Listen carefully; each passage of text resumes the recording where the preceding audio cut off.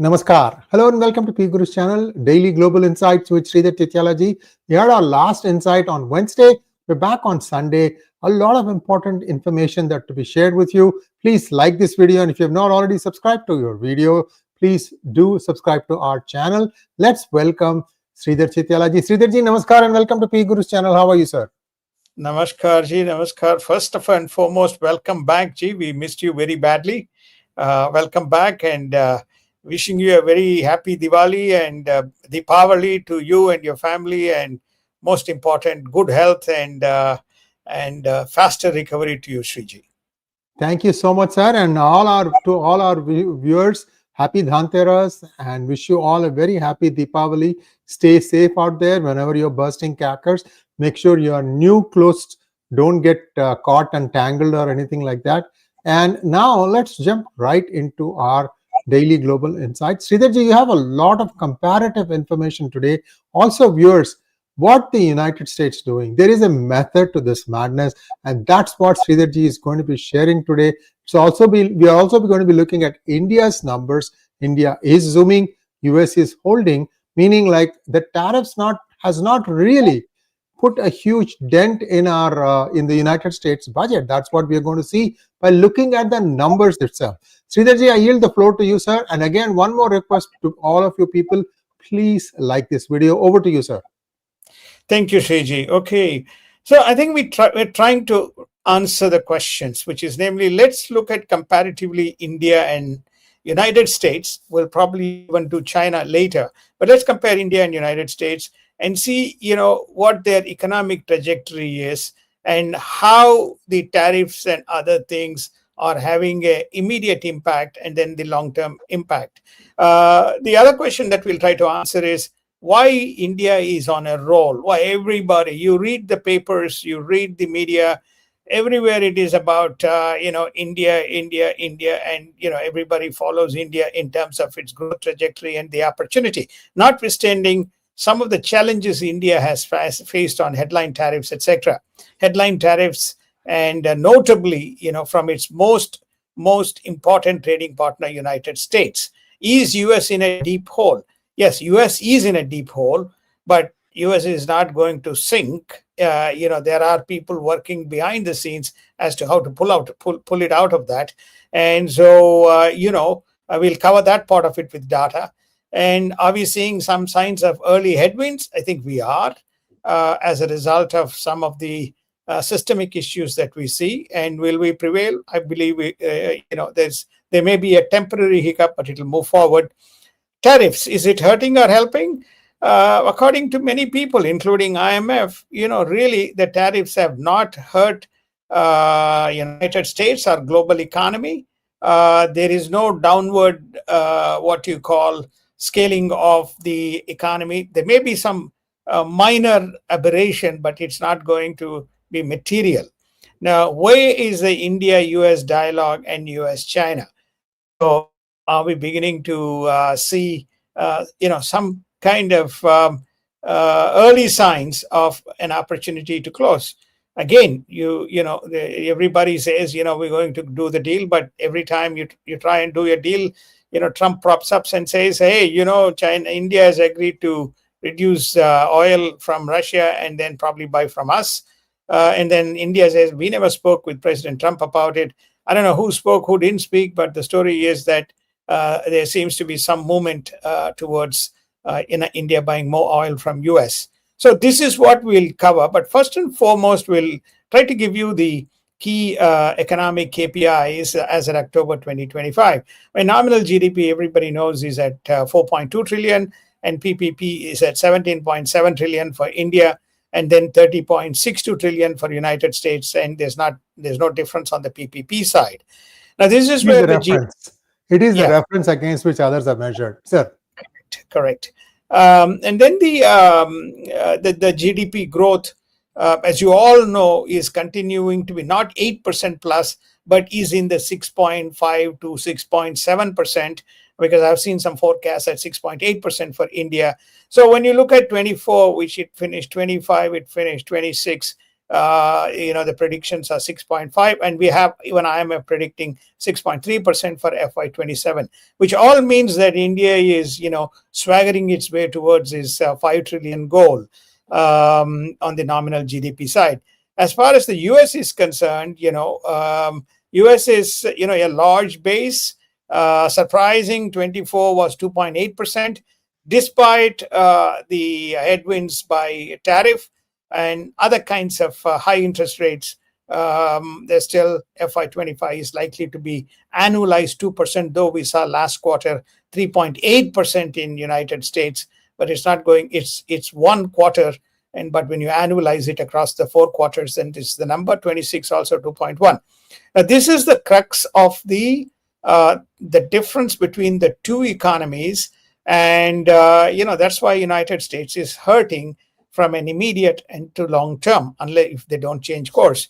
The GDP sector, agriculture contributes 18% in India, 28%, 27.6 from the industrial or manufacturing side, and services is 54.7. You flip to the other side, almost agro, which used to be one of the fundamental,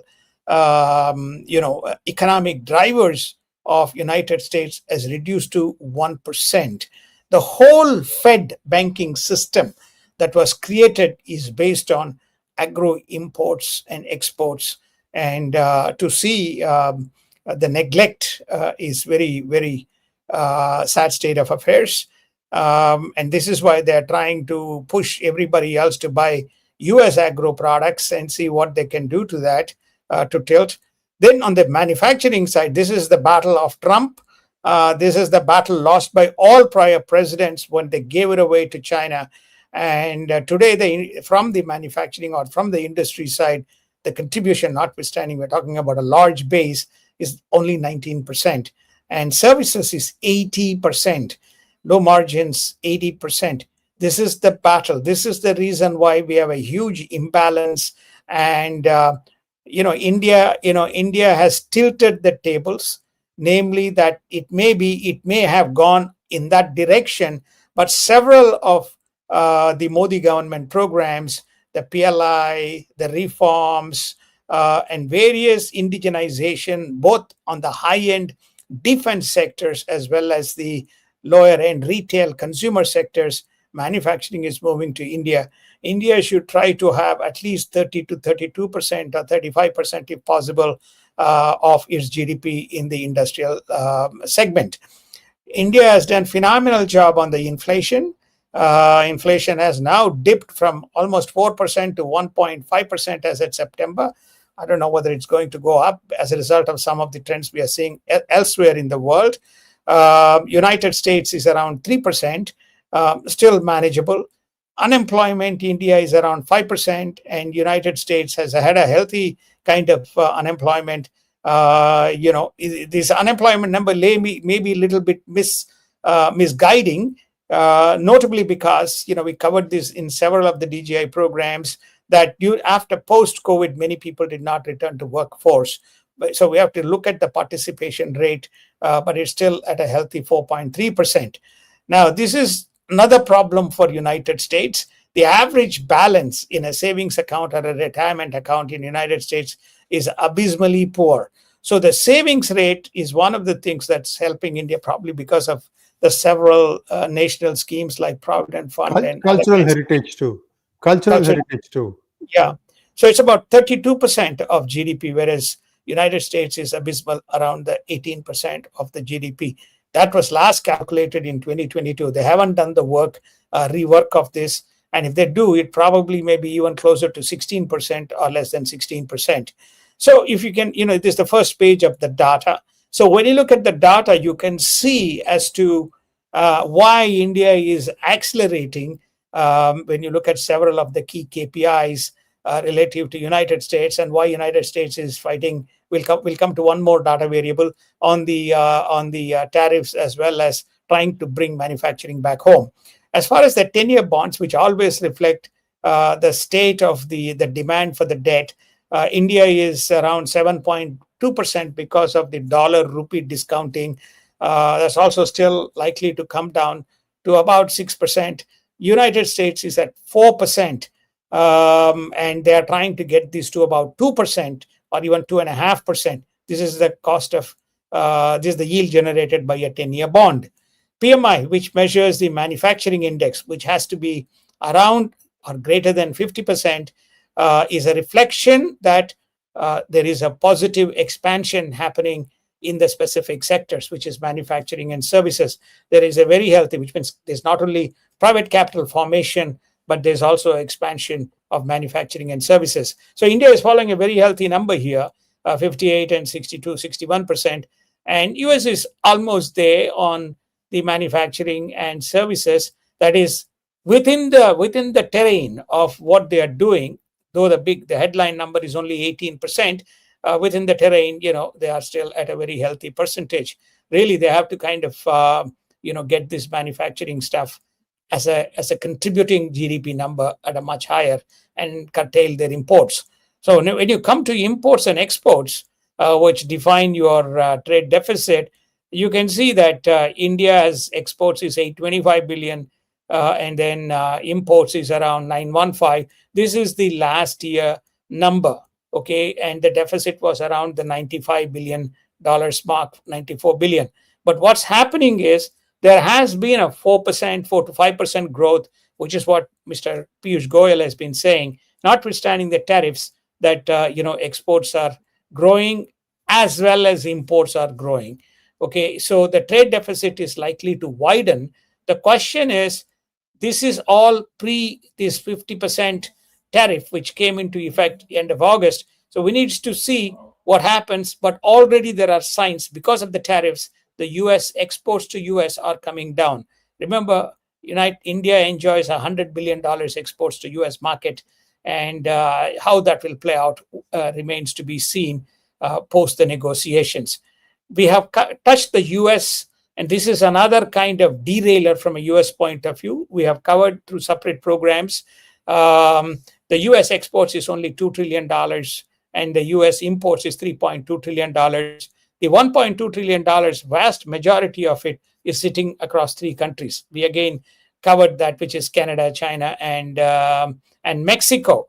So they have to not only switch the imbalance in the GDP contributing sectors, they have to increase the savings rate, and then you have the switching from the services to manufacturing to give some balance impetus to the economy, and then bring the deficit down from this $1.2 trillion to some manageable kind of a number, 500 billion or so, or 600 billion. So United States has never believed in foreign reserves because it is the reserve currency. India maintains $700 billion or $695 billion, and United States is about 255. The budget deficit, both of them, India has a 4.8, and they're trying to bring it to 4%, which is the imbalance between expense to receipts. So they need to kind of shorten the deficit. Otherwise, it will continue to add towards your debt. We'll come to the debt in a minute. As far as United States is concerned, they have jumped from 400 to $500 billion in the 2016-2017 time period to about $1.8 trillion thanks to COVID, thanks to generous spending both by Trump in his last year as well as by Mr. Biden over his 4 years. And we have today $7 trillion of expenses and $5.2 trillion of income. In the reduction, thus far, reduction in the deficit has also been enabled by tariffs. The tariffs we'll cover that in a separate kind of in a minute. About $100 billion or $150 billion has been adjusted towards this imbalance that has to some extent brought it below $1.8 trillion to about $1.78 trillion, which is 6% of GDP. When I used to be doing some work with Treasury, we were keeping the budget deficit and managing it around 2 to 4% during the Mnuchin years. Okay, so this is a big number, 6% of GDP, but still it's within the realms of economic KPI. Next page. Okay, so I think just let's go back to one more. Let's go back to the previous slide. So did I miss the debt? I missed the debt somewhere. Previous page. No, it's in the Previous next slide. page, sir. It's in the next page. 1 minute. Sorry. No, no, no. Previous. Government debt. Yeah, Right yeah, here, yeah, right? yeah. Yeah. Yeah, government debt. So you take a look at the government debt. Okay, 3.8 trillion is the debt of India. That's about 80% of GDP. On an amortized basis, at 37 trillion is not 120%. There's still less than 100%. Some of the debt is amortized and rolled, but there are signs that this is going to be 120, 125. And there's a specific set of programs that the US government and private enterprise is working on to address this specific issue. So these are kind of the comparative headline, which gives you why India is throttling along and why US is trying to reset and try to claim some territory back to refix its economic equilibrium. So there is definitely a method, especially on how to get United States back from the deep hole it is in. But we'll give you two headline slides in a minute. So the next slide. Okay. So is US in deep hole and are there early headwinds? Yes. We have seen last week, you saw that European Union said that there is credit defaults, and as a result, there is some stress in the system. And we also have Jamie Dimon saying that he has already seen three bankruptcies and some challenges around defaults. Is also seeing slowdown in the some of the manufacturing and economic activity, primarily as a result of uncertainty around the tariffs. So we have early headwinds that there could be some trouble brewing, but the story is that people are watching it. This is what prompted gold to go from 3,900, 4,000 to now today about $4,250. You saw the gold bounce.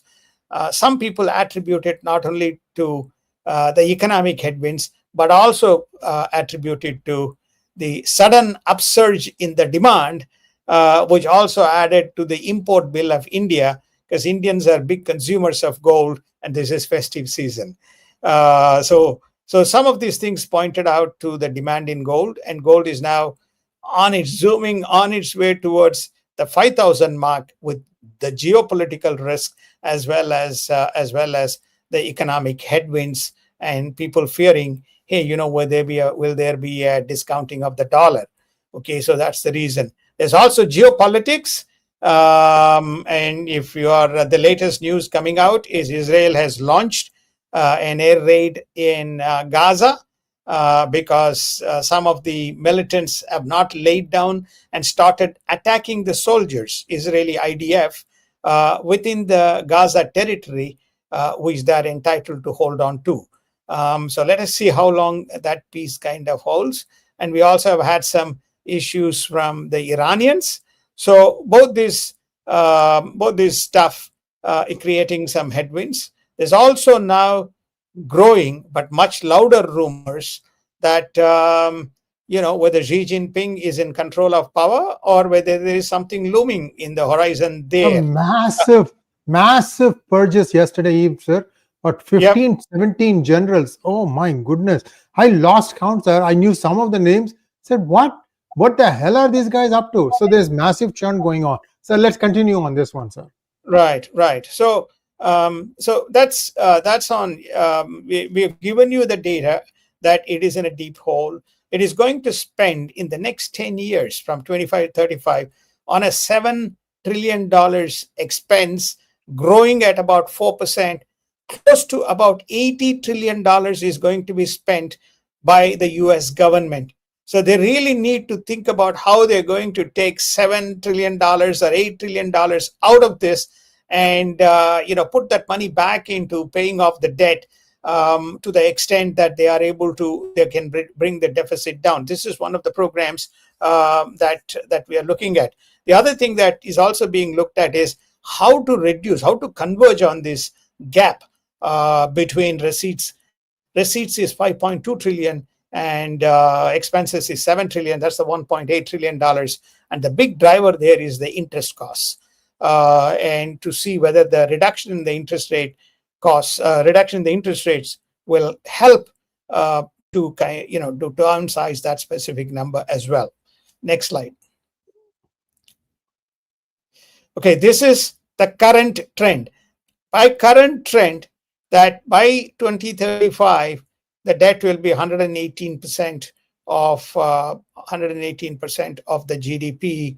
2035, we are looking at close to $40 trillion economy growing from about $30 trillion. It's not a good number. And by 2050, 141%.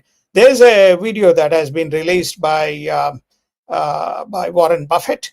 I think it's an 18 minutes video. I would encourage those who are interested in economics to, and he is outlining as to why this debt is, and spending money more than what you can afford is not a good thing for the US, and advocating what needs to be done.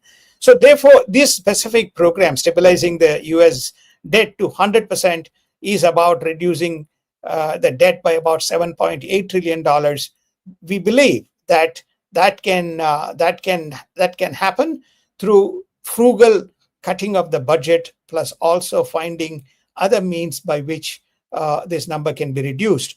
And this can have a positive and accelerating effect on a trend basis to 60% of the debt going to 60% of GDP by 2050, rather than 141% of the GDP. So we are now giving you the numbers rather than doomsday. Everything is going to be de-dollarized. US economy is going to collapse tomorrow, etc., etc. So there are programs, there are people, behind in terms of working. So this is the contrarian to fixing of the economy and getting it back as far as the US is concerned. When you look at the Indian numbers, the programs that, what's driving the programs for India? Obviously, reforms have been taking place. The latest was the GST reform, the digitization of the economy, which is bringing the cost down. The demand in the rural sector, which had plagued for a long time. The PLI programs, which nobody is talking about. If you go back and look at some of the statements by the former RBI governor, Dr. Raghuram Rajan, that the PLI programs were not successful, but it's exactly the opposite. The PLI programs has tilted the manufacturing. A number of major items are now manufactured in India, such as mobile devices, cars, heavy items, consumer electronics, pharmaceutical, chemicals, and APIs for the pharmaceutical industry. So there's lots of manufacturing has been brought home. This is besides the defense. This is the reason why India is a galloping economy, and there is a fairly uneven balance between exports and imports and consumer spending, because the consumer spending, most notably in the rural sector, is one of the key drivers, because most of the over 50% of the participants are in the rural sector from an economic participation is concerned. And so therefore, if the demand goes there, then it's obviously that lifts the economy. So it seems like many of the programs that Modi government has implemented, everybody likes it. To the extent that Tony Abbott, the former Prime Minister of Australia, Rishi Sunak, the former Prime Minister of UK, have all stated that in 10, 20 years' time, the guy who would be leading the world in terms of the positive is going to be the Indian Prime Minister. These things have come out in the past 24 to 48 hours in terms of the headline news. Yes. Next one, please. Sure. Yes. This is the numbers in terms of, you can see. We can skip to questions now, sir, because there are a fair amount of questions now. Basically, you've made the point. United States has its work cut out. It needs to bring its debt down to a manageable level, and for that, it has a lot of tools at disposal. And viewers, you need to look at some of the monologues that I'm going to be putting out about why the rich and famous in the United Kingdom are fleeing and it's not a matter of speculation. It's just a matter of time before UK is going to start putting capital controls. I'll explain all that stuff. Do watch that one. Also, what is happening to the gold exchanges? Who is controlling the price of the gold? That's also coming. These are all important topics because Dhanteras just went yesterday or today, and I mean to some, and so this is very important to all of us. So don't just, yeah, it doesn't really matter. Yeah, it does matter to you. You know that at $2,200 price that gold is per ounce, it's getting really difficult even to buy a small teardrop of gold now. Sir, let's go to questions now, if you don't mind. Thank you. Sure. Akhila, thank you so much for becoming YouTube member. Jayaraman, thank you so much. Happy Diwali and nice to see you. Thank you. Take care. Yeah, I am taking care. I'll become better as the days, and with all your support and enthusiasm and your, buying all the items that we are selling at PGurus. Yes, we are getting stronger by the day. Next one, please. Brownie Batman wants to know, sir, why aren't people talking about the No Kings protest? Everyone are conveniently ignoring despite such massive protest. Sridharji, I can talk about this if you would like to touch upon it, sir. Very simple. It's a massive protest, there's no doubt, but it's very obvious and very clearly stated that this is funded by Soros Group. Okay, it's not like people turning up voluntarily. It is funded by Soros. And look at the cities where this has happened. This is not a national movement, right? So this is a movement that was specifically targeted, focused around cities where money plays a significant part. Which are the cities? New York, Chicago, DC, Los Angeles. Oakland? Yes, these are the cities. So that's my 2 cents. They have been under fire. Army is going in many of these cities to quell these types of, which often turn into violence. Many of them have a lot of illegals, and so there's not much to talk about, because all these things, including Antifa type of protests, we have seen during the years of Biden and post-COVID. And viewers, think about the title, No Kings. What exactly is that, No Kings? Viewers, what this is a play by deep state to tell Trump that we can come and poke you in the eye where you think you are in control. And the No Kings is the name that was given when the United States itself was rising up in protest against the British rule. No, what is it? No something, no taxation without representation. Patrick Henry's famous statements in the 17th, 18th century. So they used to take aim at, I think it was Edward or something like that, George the Third or something. I'm forgetting the name, but the No Kings comes from there. So they are trying to take that timeline and trying to apply it to Trump and say that Trump is the latest king and that there should be no Trump. So this is a last croak of a dying frog. And I'll tell you again many things by way of monologue. While I was recovering, doing a lot of research on looking at information. I have some very revealing data for you. UK will be the first domino to fall, my prediction, and it will be followed by France. And once these two, then there is not much. There is going to be a huge reset in Europe. Just watch what happens as the Europeans themselves will start driving out the illegals. Just watch. Okay, next question. Ganesh wants to know views on gold, silver, crude oil prices for the next 6-12 months. So this is for you, Sridharji. Crude oil prices continuing to slide. There is plenty of supply. There's no OPEC cuts. You already may have seen the Brent and the normal West Texas Intermediary. He's on a band of $58 to $62. So you will see that the next six months, 12 months is hard to predict because of the geopolitics. But in the next 6 months, we'll continue to see the crude around the $60 and the benefits passed on. I think we have already seen a close to $3 cut passed on as far as United States is concerned. Gold is definitely galloping towards $5,000, accelerated by geopolitical stress and fears around some of the smaller economies unable to bear the tariff situation. As far as the gold and silver, it probably will go tango here because they are the safe metals right now amongst the commodities. Usually you go to oil. Oil is usually you go to usually you also look at oil. Oil prices are falling, so nobody is buying more US dollars and keeping it, and everybody is moving towards gold, including the central banks, and that's what is causing the gold price to kind of go up.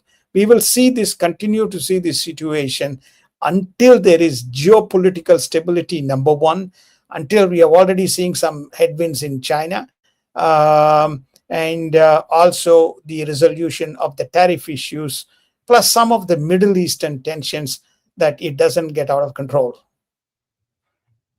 Next one, please. Maithili wants to know, though inflation has come down, why there is no reduction in repo rate in India? Well, I think that they've come down to about 6.17%. That is a far cry from 7.5% that India was about 1 year ago, 7.49%, if I correct. So yes, India will not dramatically reduce the rates because they do not want to have abnormal credit expansion. So they will gradually kind of bring the rates down. Yep. Also, retirement, sir. People who are on retirement income, their returns will go down. Your fixed deposit returns will start going down, viewers. So you don't want to let it to go down too much too. There's lots of constraints for India. I'm very happy the way the tightrope walk is being done by the Modi government. Next one, sir. Arun wants to know, Sriji, wishing you a very happy Deepavali, and thank you, and same to you, Arun.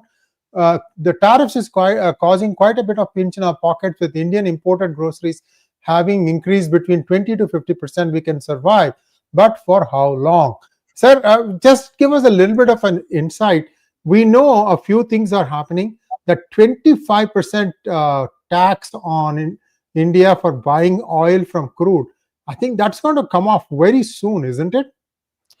It is. And I think this question, Sriji, before we get to this question, is what they're saying is that the tariff is causing, which means any item that comes in is levied at 25%, but that is getting passed on, most notably in the Indian groceries segment, and they are witnessing price increases.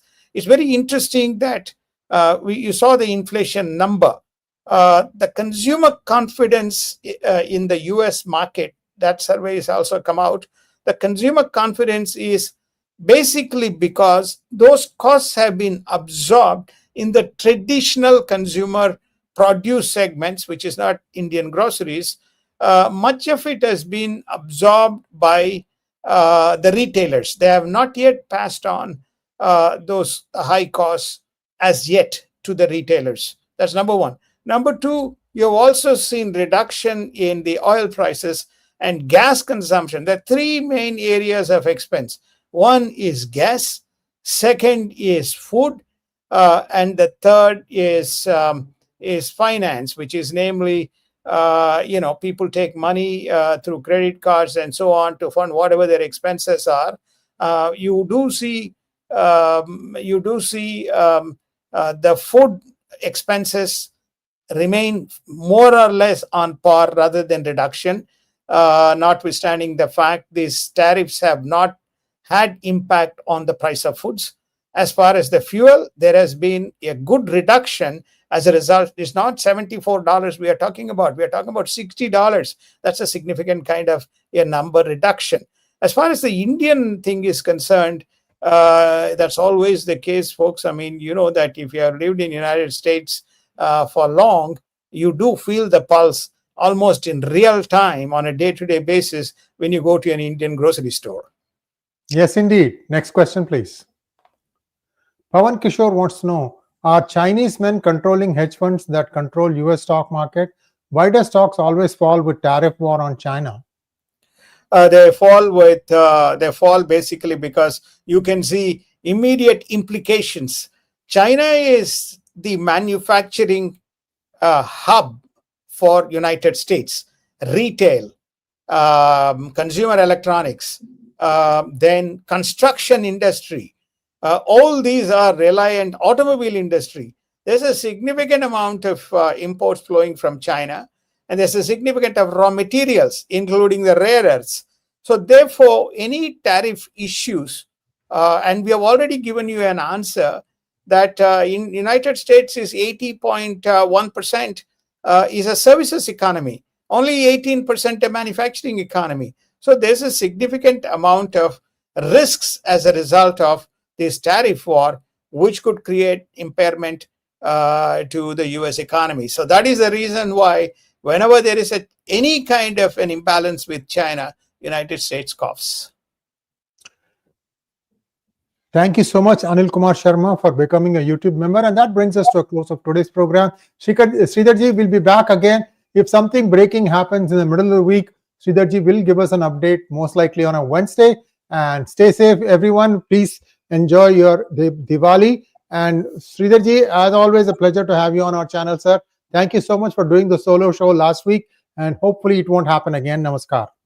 Namaskar. Thank you so much, Ji, and good luck to you for all those programs that you're lining up for your monologues, Sriji.